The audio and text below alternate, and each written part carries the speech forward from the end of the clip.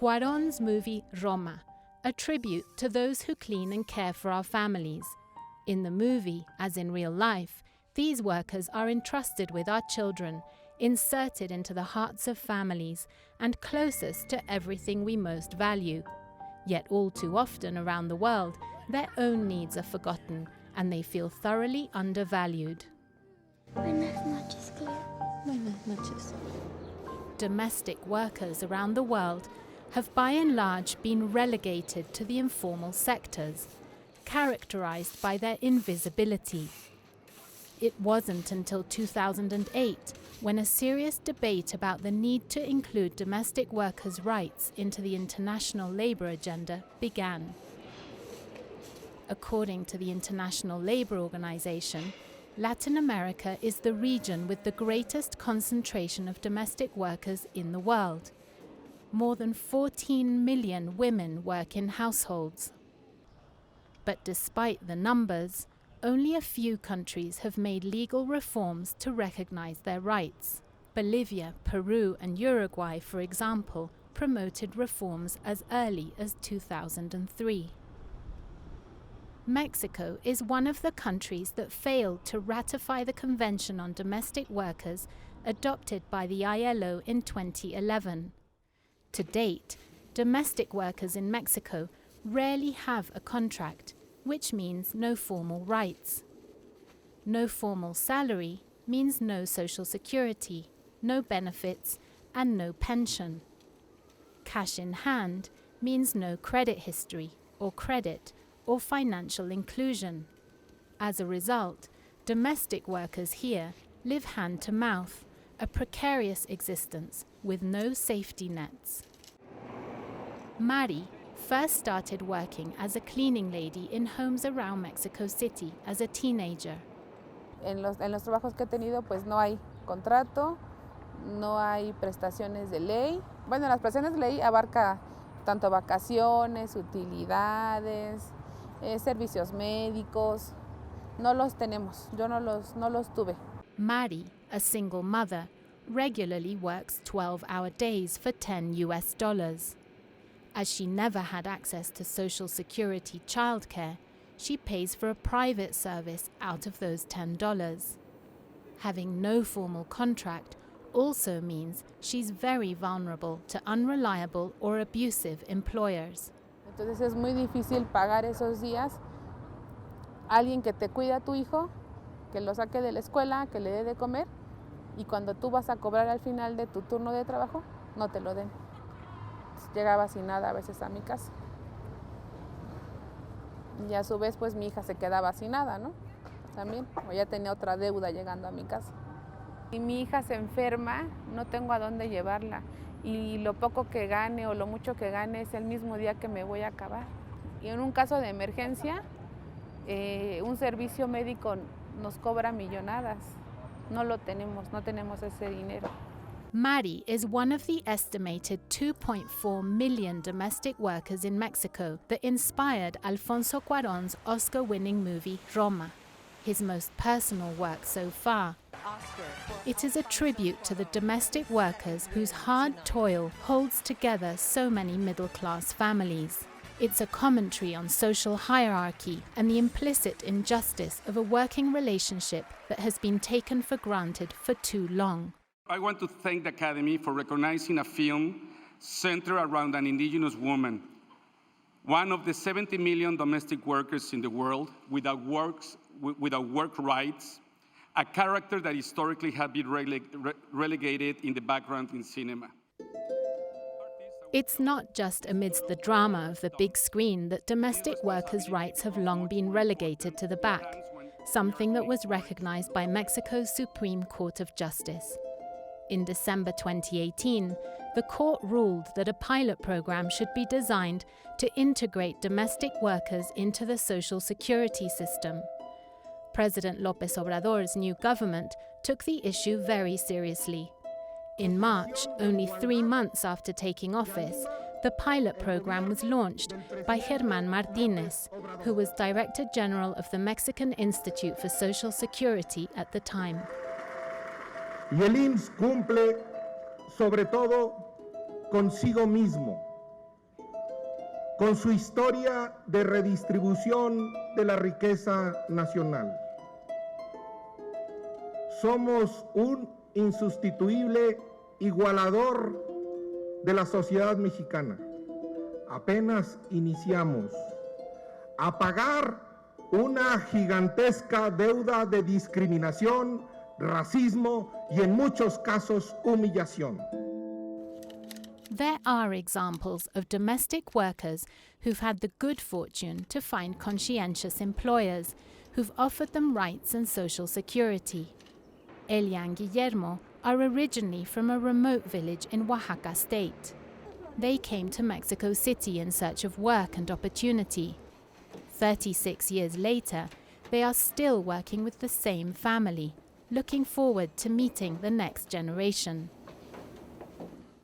Fue una parte muy importante de bebés, porque pues cuidas a un niño que no es tuyo como si fuera tuyo. Y pues porque es importante, un bebé te necesita, porque está chiquito. Pues ya vienen los niños, los nietos. Vamos a estar recibiendo estos niños con alegría, imagínate. Ya vienen otros miembros que hay que tener cuidado con ellos. Yo sí considero que soy parte de ellos como familia. Quiero mucho a esta familia. Elia feels fully supported by the family she has cared for. She was diagnosed with intestinal cancer 25 years ago. Thanks to the fact that her employers offered her social security, Elia underwent surgery, received full treatment, and continues to benefit from follow-up treatment. A domestic worker with no social security might not have been alive to tell the story. Someone else who has long understood the value of healthcare and financial inclusion for domestic workers is Miguel Dualt, founder and CEO of Comunidad 41, a digital platform that connects low-income workers to the financial system through their employers and provides them with health insurance.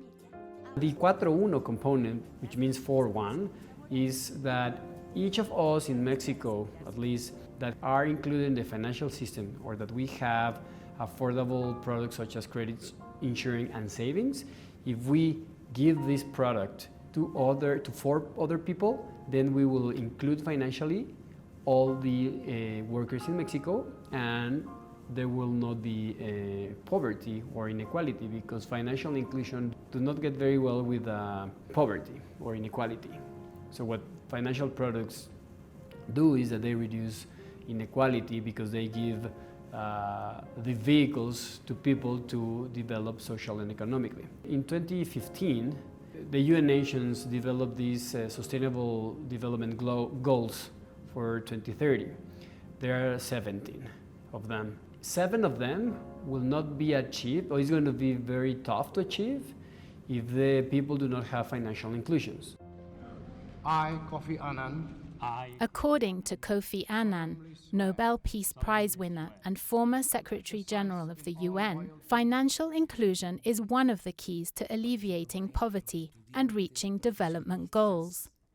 These are also the goals that the Mexican government is working towards. Carla Lilia Santos is one of the delegates of the Mexican Institute for Social Security, in charge of supervising and developing the new pilot program. Yo creo que realmente el principal reto es acabar con esta brecha social en donde estos trabajadores han estado muy marginados. The pilot program will run for 18 months, and at the end of the trial period, a law should be passed in Congress. Lo ideal es que estuvieran todos en un régimen obligatorio, ¿no?, dentro de la ley. Y esto sería realmente un gran paso para México, un gran paso para la sociedad y un gran paso para este grupo de personas que han vivido marginadas fuera de la ley. As with Alfonso Cuaron, Carla believes it's high time Mexican society paid a tribute to those who've historically been overlooked. Yo creo que es una parte de sensibilizarnos como sociedad, ¿sí? El seguro social te está permitiendo este acceso, ¿no? Para poder cortar esta brecha social. Realmente yo lo pienso como sociedad, es un tributo a las personas que han estado trabajando con nosotros durante tanto tiempo y que muchas veces no hemos volteado a ver en esta parte, que carecen de esta seguridad social. Miguel Dualt, who has been focused on the domestic labour force for many years, believes that the pilot program is a historic event for domestic workers and Mexico. However, he has some concerns about how it will be put into action. Now, the question right now is how they execute this program, right?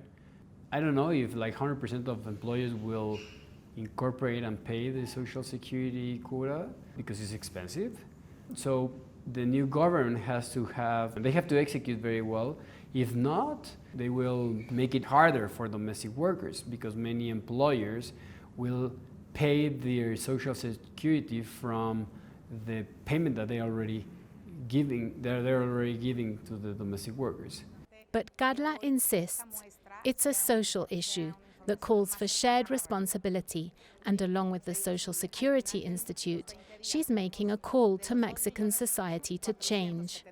Employers will pay the lion's share of the Social Security, over and above the wage they already pay. Employees will make a symbolic contribution. No, aquí yo creo que el pivote es el empleador, ¿no? Esta parte de, bueno, pues si así han vivido toda la vida, eso no quiere decir que esté bien. Por eso digo, es un tema de responsabilidad social y yo creo que implica de toda la sociedad, ¿no? Y de las autoridades también. Carla is aware that one of the challenges for the pilot program to be able to develop into a successful law are habits and attitudes in Mexican society that will need to change.